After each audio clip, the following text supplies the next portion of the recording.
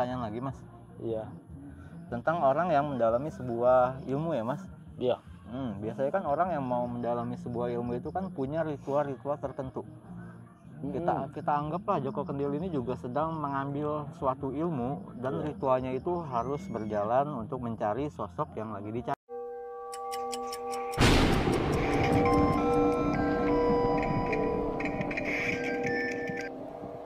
Oke, assalamualaikum warahmatullahi wabarakatuh. Salam rahayu, salam mulia. Gue Jo. Seperti biasa di sore kali ini gue ditemani sama Mas Alun.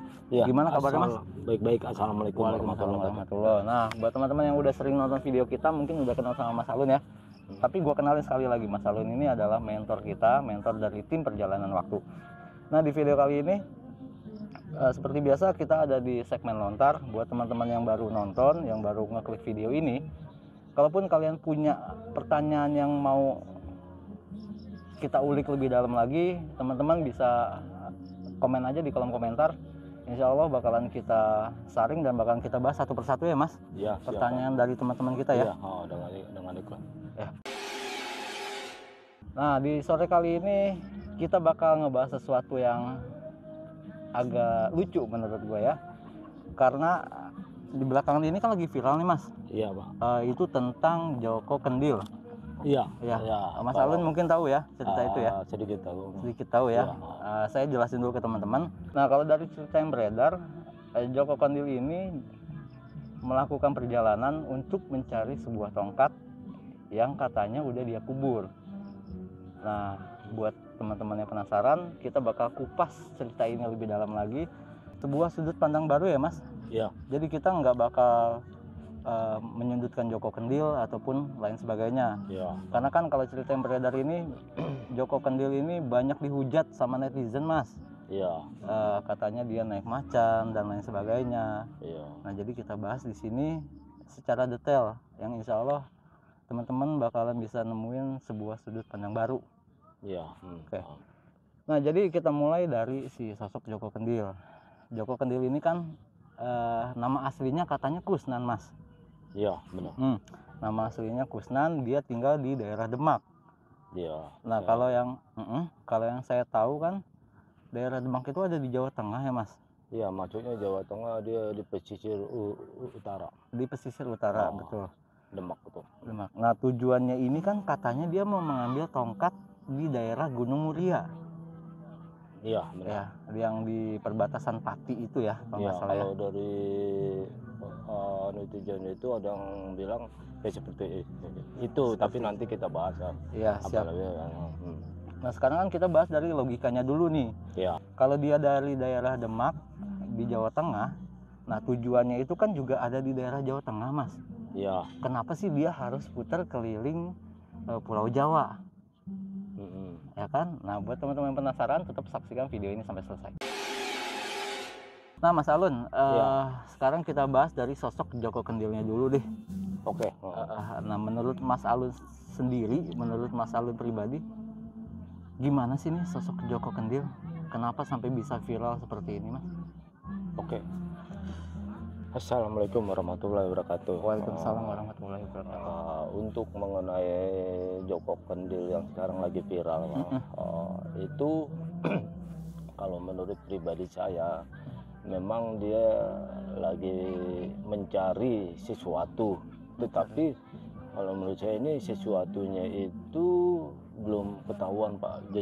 Bentuknya apa, bentuknya suatu kitab atau suatu barang, itu belum ketahuan.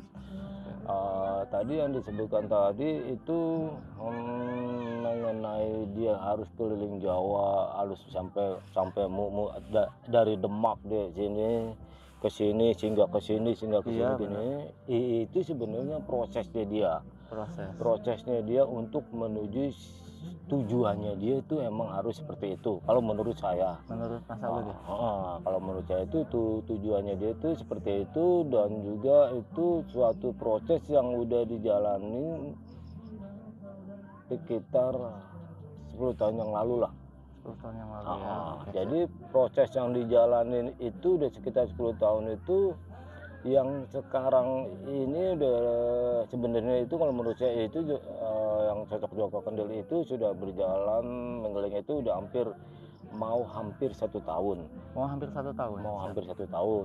Nah, tetapi nggak kelihatan publik itu seperti orang jalan. Nah, dia itu sebenarnya itu sudah jalan hampir 1 tahun ini. Udah jalan hampir 1 tahun. Iya, dari Demak dia menuju Demak, Pak Kudus, masuk lagi ke daerah Rembang, Gerobogan, Semarang, itu masuk lagi sampailah ini baru berita terakhir itu sampai Jogja. Sampai Jogja ya? Iya. Itu prosesnya dia itu yang 10 tahun dalam 10 tahun itu proses di pondoknya dia atau di kediamannya dia itu antara 7 tahun. Jadi proses yang di kediamannya dia itu proses yang bersifat apa ya? Maksudnya tuh yang bersifat agama. Iya, jadi dia seperti ada bicara tentang model tasawuf, fikih, pokoknya hal-hal yang berbau kehidupan. Jadi dia pelajari dulu di diri sendiri, prosesnya dia pelajari diri sendiri dan dia sudah mengkaji semuanya, baru sekarang yang 1 tahun ini prakteknya. Kasarnya itu dia belajar teorinya dulu antara 8 9 tahun sampai 10 tahun itu. Baru yang sekarang prakteknya, dia bahasa praktek. kasarnya sekarang prakteknya. Siap. Tapi kan jadi udah kalau pribadi saya dengan cocoknya dia itu dia udah melakukan proses sebenarnya ini bukan tahap akhirnya dia prosesnya.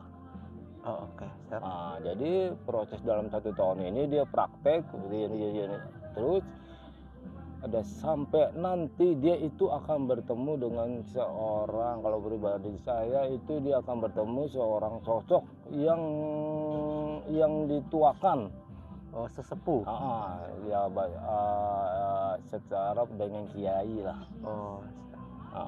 Karena dalam proses dia selama 8 tahun, nah itu dia selalu dapat itu nanti sebelum dia menuju tujuannya yang dia tuju dia akan menemukan seorang kiai lah. Sosok seorang kiai. Itu kalau menurut saya itu proses dia sampai nanti ketemu sama seorang kiai baru dia akan menempati tujuan itu. Kalau yang dimaksud dengan yang dibilang antara ada yang bilang tadi Abang Jo bilang itu ada yang menemukan benda tongkat, ada yang begitu. Nah itu sebenarnya saya nggak paham. Nah, karena itu pemikiran beliau dan juga internalnya dia. Kalau pandangan orang itu ada yang bilang nanti ada yang bilang cocok dia menemukan di Gunung Muria ada sebuah tongkat, ada sebuah apa yang mungkin pandangan mereka seperti itu, tetapi kalau pandangan saya itu belum tahu. Yang dituju ke Gunung Muria itu sebagai apa saya nggak tahu. Masih rahasia ya, Mas? Cuman saya itu agak sedikit agak respect sama dia. Respectnya itu dalam segi sosial untuk kehidupan masyarakat. Nah, dia tiap berjalan ke suatu daerah, dia sholat, dia di warung, di apa, sebenarnya dia mengajarkan tentang kehidupan. Tetapi itu ada yang bisa diterima, maksudnya bisa diterima itu orang-orang yang wawasan agamanya itu agak tinggi. Nah, maksudnya kalau yang masih biasa atau mana itu mungkin masih susah dicerna, agak gitu. Belum terima dengan fisik covernya dia itu kok begini. Betul. Tapi kalau orang udah mengerti nah itu dia mengajarkan, tapi mengajarkannya dia itu bukan bersifat dengan lisan tapi dengan perilaku atau gimana itu dengan tindakannya dia. Bukan saya mengidolakan dia, tetapi ini menurut pandangan saya Om Jo. Iya benar. Itu mengenai Joko Kendil yang sekarang lagi viral. Iya, karena kan kalau yang kita tahu ya Mas, ketika mereka menemukan sesuatu hal yang nggak bisa diterima sama logika gitu, maksudnya kan susah mereka cerna. Mereka tuh rata-rata bakal menghujat. Padahal kan kita nggak pernah tahu nih setiap yang dia ucapkan ini tujuannya kemana, punya kiasan apa. Iya. Harusnya buat orang-orang yang mau berpikir, kan mereka pikirin lagi nih, apa sih tujuannya, kok ngomongnya kayak begini, gitu kan harusnya ya. Ya mestinya itu menurut saya itu jangan melihat sebuah cover. Iya bener banget. Karena cover itu buat kiasan sebenarnya. Buat kiasan. Jadi itu kan harusnya ada suatu pemikiran yang logika, ini orang ini berjalan dengan pakai tongkat, pakai gini, mestinya dia agak sedikit harus, oh iya nih apa tujuannya, ini apa. Dan juga kalau buat orang yang menghujat, ya saya juga nggak menyalahkan juga yang menghujat, ya, karena ya apa ya, mungkin belum sampai ininya, sampai pemikirannya atau gimana. Tetapi saya tidak mau menyalahkan yang menghujat, karena itu hak untuk mereka menilai sesuatu. Itu. Benar. Nah jadi teman-teman yang lagi nonton video ini khususnya, jangan lupa kosongkan gelas-gelas pengetahuan kalian. Maksudnya tuh biar kita dapat sebuah pemahaman yang bulat. Bukan berarti kita harus membuang pengetahuan kita yang udah ada, enggak. Tapi di sini kan kita sebagai makhluk sosial tuh banyak sudut pandang, ya Mas ya. Iya. Jadi kita nggak boleh egois, harus tetap fokus di sudut pandang kita. Iya. Kadang ada waktunya kita harus melihat dari sudut pandang orang lain. Sekarang Mas, kita lanjut lagi ke statementnya, ucapannya si Joko Kendil nih Mas. Emang menurut saya pribadi ya teman-teman, agak terlalu gimana gitu ya. Dia menyatakan kalau dia sebenarnya tuh nggak jalan kaki, melainkan naik macan putih. Iya. Nah kalau dari logika saya pribadi ya Mas, Iya. kan nggak semua orang bisa melihat makhluk yang nggak kelihatan. Iya. Cuma beberapa orang aja. Iya. Gitu. Seharusnya sih buat saya juga itu nggak pantas diucapin di depan orang banyak Mas. Ya, karena itu kan suatu hal yang sensitif ya. Iya, nggak pantas. Tapi kan saya juga nggak bisa menyalahkan Joko Kendil. Mungkin karena lingkungannya dia itu ada di sekitaran orang-orang yang bisa melihat. Makanya dia asal sembarang ucap. Ya itu benar, saya benarkan. Ya. Nah sekarang kalau saya pribadi nih mau nanya sama Mas Alun, kira-kira bener nggak sih dia naik macan putih Mas? Apa maksudnya? Kira-kira bener nggak sih statement dia yang menyatakan kalau dia itu naik macan putih? Kan maaf. Iya. Yang kita tahu nih, yang saya tahu juga, yang saya pribadi tahu deh, ilmu seperti itu kan bisa dikategorikan ke ilmu sepi angin. Iya, atau yang orang jalannya cepat itu. Ya teman-teman mungkin juga udah tahu. Ada juga ilmu tentang kantong macan.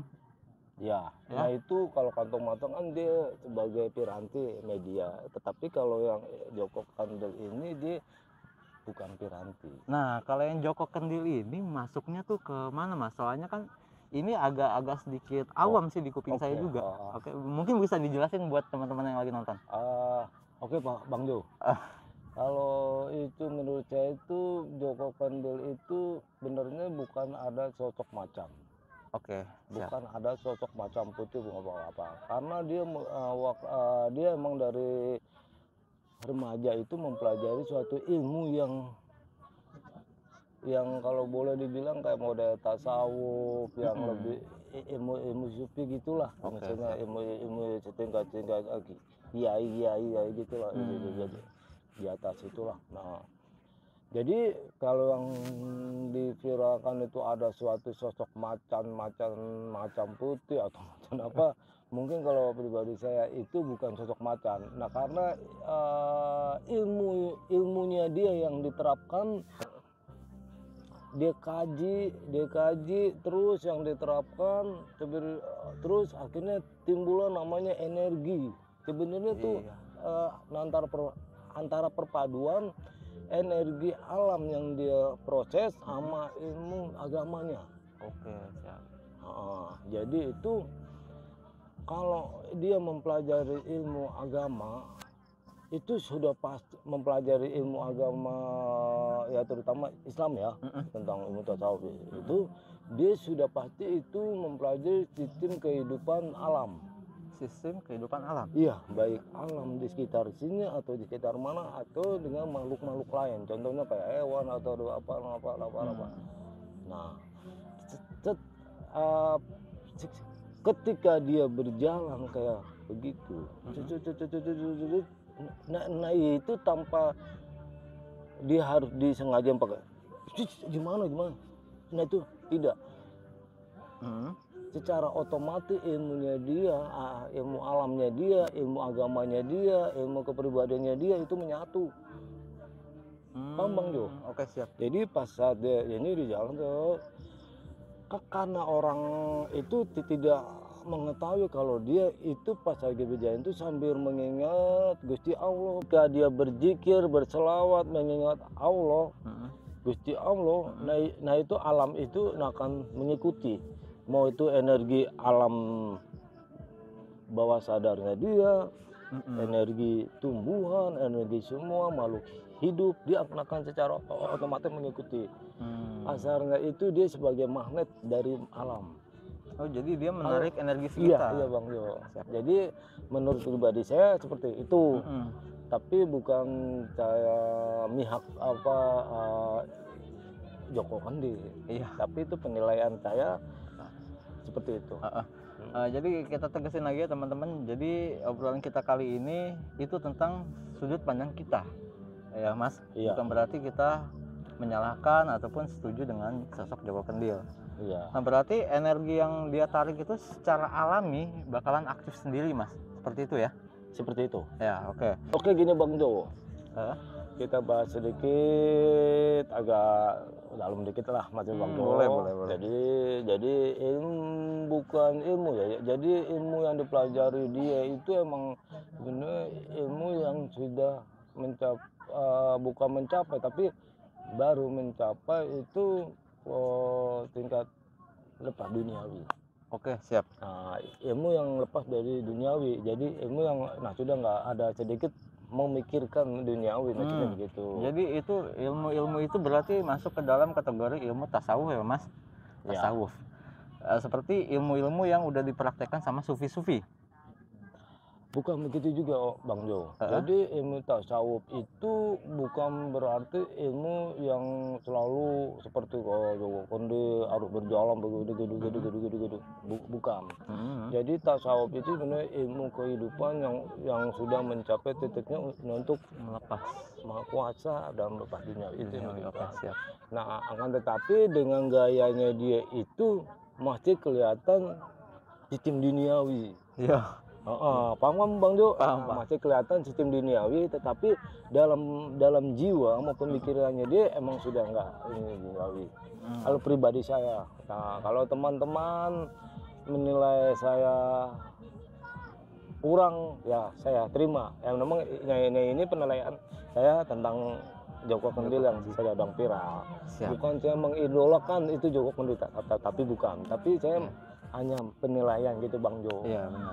Khawatir nanti ada teman-teman yang lain, ada netizen. Wah ini terlalu mihak atau enggak? Iya benar. Ini yang cuma mihak itu Bang Jo. Ya, jadi teman-teman sekali lagi kita ingatkan ini bukan memihak ya. Kita hanya coba untuk mendetailkan, untuk mengupas lebih dalam lagi siapa sih sosok Joko Kendil. Karena kan mungkin teman-teman juga banyak yang udah pernah lihat video yang lain bahwa kalau dia tuh naik ke macan putih atau enggak punya ilmu apa. Nah sekarang kita ngebahas ininya Mas, ilmu tasawuf. Ya. Tasawuf itu kan seseorang yang berusaha untuk melepaskan semua keinginan dunianya ya Mas. Ya. Baik itu nafsu, mungkin kekayaan dan lain sebagainya. Sebenarnya wajib nggak sih Mas kita sebagai manusia itu untuk mendalami ilmu tasawuf?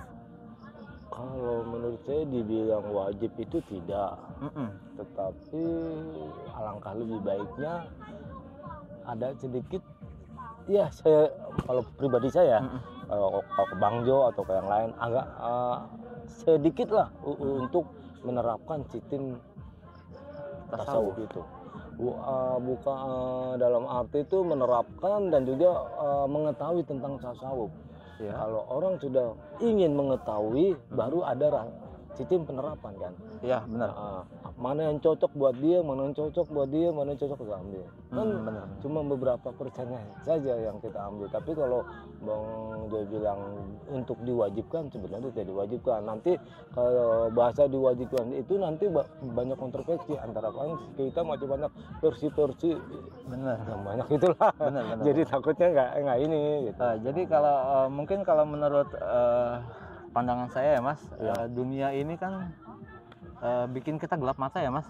Ya. Iya dong. Ya. Kadang kita maunya lebih dan lebih lagi. Mungkin dengan adanya ilmu tasawuf ini kita jadi bisa menjaga. Iya. Jadi nggak terlalu berlebihan tentang dunia, dan kita juga ingat kalau kita tuh ntar bakalan nggak ada di sini, kita cuma sementara di sini.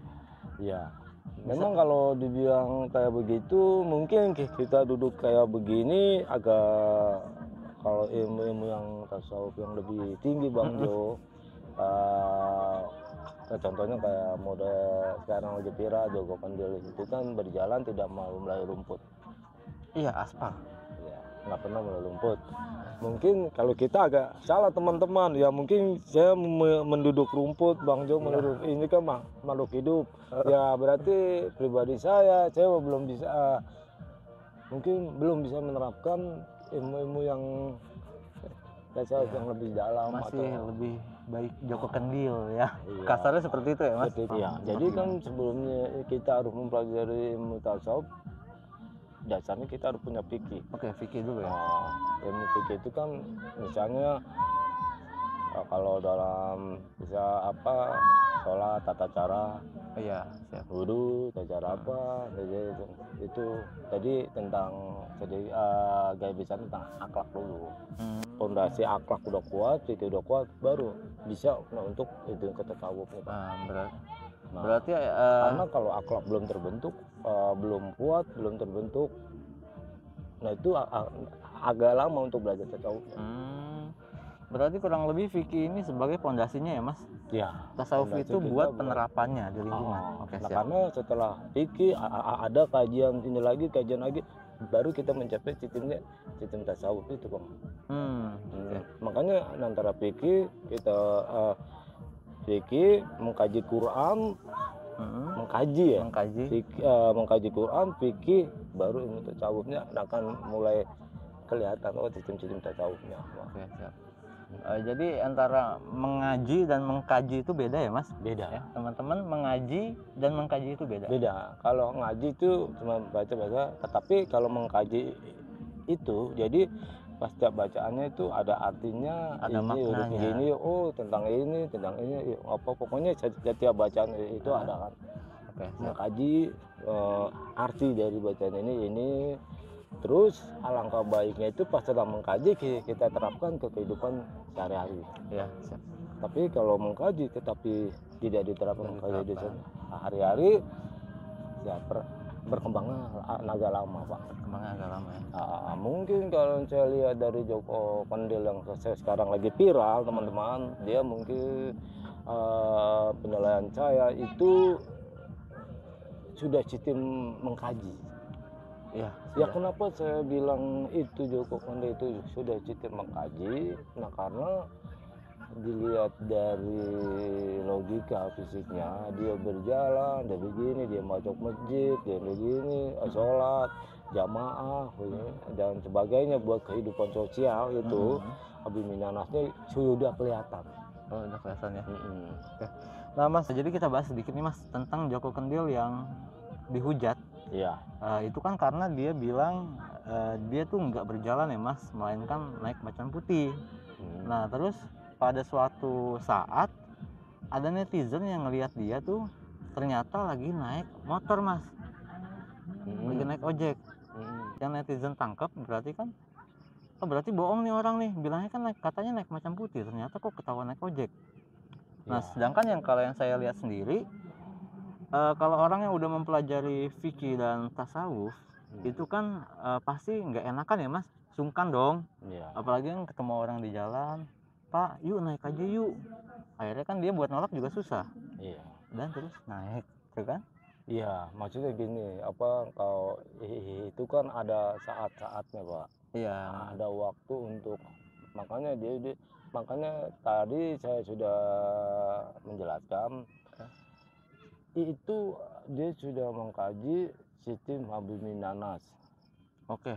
Nah, dia saat kan ada sistem buat dia sendiri nih, kayak misalnya dia berjalan sendiri ini, kalau dia mengikuti dengan dia jalan sendiri, dia nggak mau